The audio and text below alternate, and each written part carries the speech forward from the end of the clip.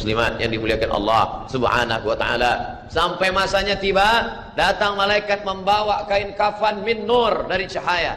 Lalu malaikat menampungnya, keluarlah roh. Sejuk terasa dari kaki, naik ke atas. Naik, berhembuslah dia dari mulut. Wa nafakhtu fihi min ruhi, aku hembuskan, aku tiupkan. Dulu waktu masuknya ke tanah, ke daging itu ditiup, maka keluarnya pun juga keluar. Maka mata memandang, ruh keluar. Biji mata memandang, keluar biji mata. Makanya orang yang mati itu matanya terbuka. Makanya yang pertama kita lakukan menengok orang mati adalah memejamkan mata. Allahumma ghfir li abdus samad warfa' darajatahu ma'al ghabirin. Innalillahi wa inna ilaihi raji'un. Makanya saya jarang-jarang datang bila ada sebut, Ustaz ada orang meninggal dunia. Sudah lama, baru sejam, nanti saya datang. Sebab apa? Saya takut nak pejamkan mata dia. Agak-agak sudah dipejamkan orang, baru saya datang. Saya datang, udah 3 jam, 4 jam, alhamdulillah saya datang. Belum tutup lagi. Iya. Kenapa? Menunggu Ustaz Somad.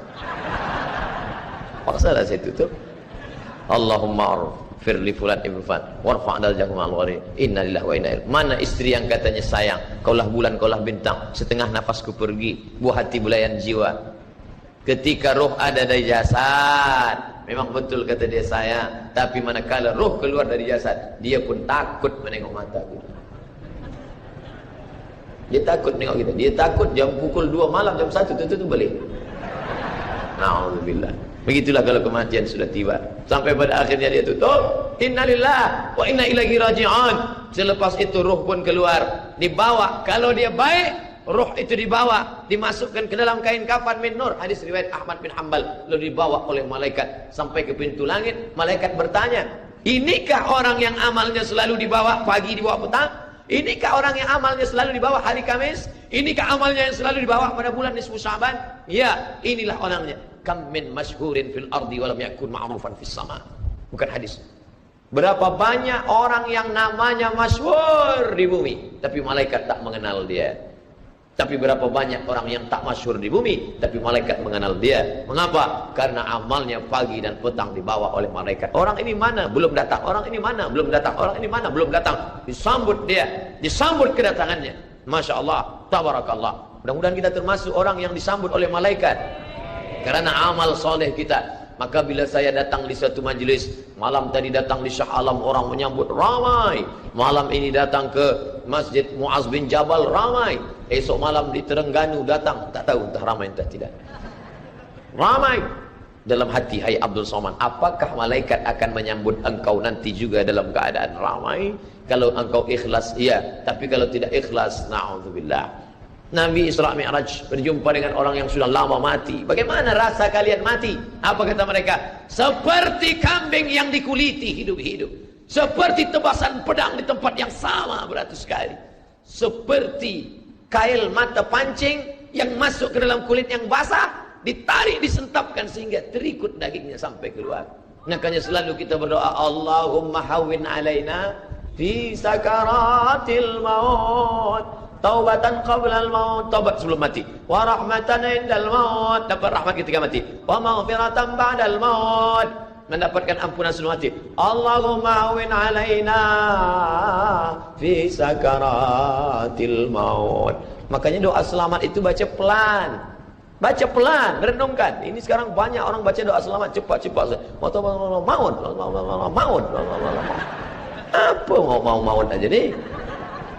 Saya tak pernah menghafaz doa itu pakai kertas, tak pernah. Wa taubatan qablal maut, wa rahmatan indal maut, wa maghfiratan, belum pernah. Kenapa Ustaz boleh hafaz? Sebab dulu dibawa oleh ayah, dibawa oleh bunda, dibawa dalam acara tahlil, dibawa dalam kenduri orang mati, dibawa. Tiap hari telinga mendengar. Tuan Imam membaca pelan, maka kita ingat. Wa taubatan qablal maut, wa rahmatan indal maut. Anak-anak kita ini, walaupun mereka lari sana sembang sini, tapi telinga mereka mendengar. Dan anak-anak ini hafaz. Kadang anak hafaz, ibu bapa tak hafaz. Sebab apa? Sebab dia golden age, usia emas. Mereka hebat, mereka kuat ingatannya, menangkap hafazan itu begitu kuat. Maka kita ajarkan mereka doa itu pelan-pelan. Sebab bila kita ajar kuat-kuat, mereka balik, dia panggil, ibunda dia panggil. Cuba engkau baca apa doa tadi? Maut. Apa mau aja nih? Sebab di Irak banyak orang mati, sebab di Suriah banyak orang mati, di Palestina banyak orang mati, di Rohingya banyak orang mati. Padahal maknanya amat sangat dalam. Allahumma hawwin alaina, ringankan kami fi sakaratil maut. Tidak ada gunanya amal banyak kalau tidak selamat dalam sakaratul maut. Makanya kita selalu minta kepada Allah, Allahumma khtim lana bi husnil khatimah wa la takhtim alaina bi su'il khatimah. Allahumma ja'al akhir kalamina, jadikan akhir kalam kami inda tihai ajalina, ketika ajal kami sampai, jadikan akhir kalam kami yang terakhir keluar dari mulut kami qaula la ilaha illallah Muhammadur Rasulullah. Allah. Biasa orang takbir ini nak pergi perang. Menghadapi sakaratul maut penting juga takbir, sebab di situ banyak segala macam godaan-godaan. Datang syaitan membawa air, katanya menjelang sakaratul maut itu haus, panas, haus, maka datang syaitan membawa air. Engkau sebut nama aku bagi air. Mau? Kata dia. Mau? Engkau mau? Sebut nama aku. Tapi bila iman kita kuat, maka dia tidak akan mampu untuk menggoda kita. Sampai kapan setan tak pernah berputus asa? Sampai bila? La atiyannahum min baini aydihim, aku datang dari hadapan, wa min khalfihim, aku datang dari belakang, wa an aymanihim, aku datang dari kanan, wa an syama'ilihim, aku datang dari kiri. Datang dia, datang dari hadapan, datang dari belakang, datang dari kanan, datang dari kiri. Oleh sebab itu yang banyak tuan-tuan yang ada berada di sini, orang berzikir semua. Subhanallah, subhanallah, subhanallah. Kenapa? Dengan zikir itu maka larilah jin-jin setan yang ingin mengganggu. La ughwiyannahum, aku akan goda mereka, aku akan sesatkan mereka. Berapa lama? Madamat arwahuhum fi ajsadihim, selama ruh ada dalam jasad, aku tak akan pernah berhenti sampai akhir keluar jasadnya dalam keadaan mati, tidak menyebut Allah Subhanahu wa taala. Itulah punca mereka. Makanya kita selalu berzikir. Esok pagi terjaga dari tidur automatically, karena kita sudah programkan di kepala kita. Manakala terbuka, alhamdulillahilladzi ahyana ba'da ma amatana wa ilaihi nusyur. Selapar-laparnya orang beriman, manakala dia tengok makanan, terus saja dia ingat Allah. Allahumma barik lana fi ma razaqtana wa qina azabannar. Tapi ada setengah umat Islam, bila dah kenyang saja baru ingat Allah. Alhamdulillah. Bila tak kenyang tak ada ingat Allah SWT. Na'udzubillah. Oleh sebab itu maka inilah hidup yang singkat ini. Bila pernah kita bersedekah, itulah yang akan menolong. Laula aghartani ila ajalin qarib, kalau engkau beri aku umur panjang ya Allah, apa yang akan kulakukan? Fa as-sadaqah, aku akan bersedekah. Wa akum minas salihin, aku ingin beramal saleh. Malam ini tajuknya Masya Allah, ini tazkirah terakhir, ini tazkirah akhir, last, dan tajuknya pun akhir pula. Mudah-mudahan ini tazkirah terakhir, tapi bukan terakhir bagi saya. Andai mati, tidak masalah. Allahumma ja'al hayata ziyadatan li fi kulli khair.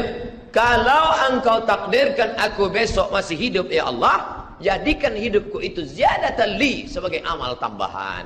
Kalau mati malam ini, Allahumma ja'alil mauta rahatan lana min kulli syarr. Kalau aku mati, maka kematian ini berhenti berbuat dosa. Orang beriman tak pernah sedih. Kalau dia mati, berhenti buat dosa. Kalau bertambah pahala. Andai Abdul Somad esok pagi masih hidup, bertambah pahala. Dia akan tazkirah, dia akan bagi pelajaran.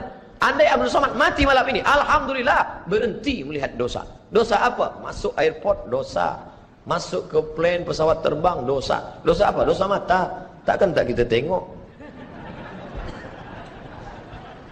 Mata terbuka, takkan kita tutup. Maka orang beriman sentiasa menjaga dirinya.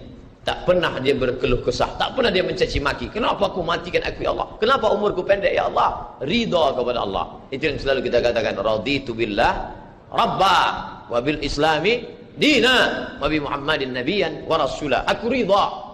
Ada yang lebih hebat daripada haji mabrur, ada yang lebih hebat daripada jihad fisabilillah, ada yang lebih hebat daripada zikir dan baca Quran. Apa dia?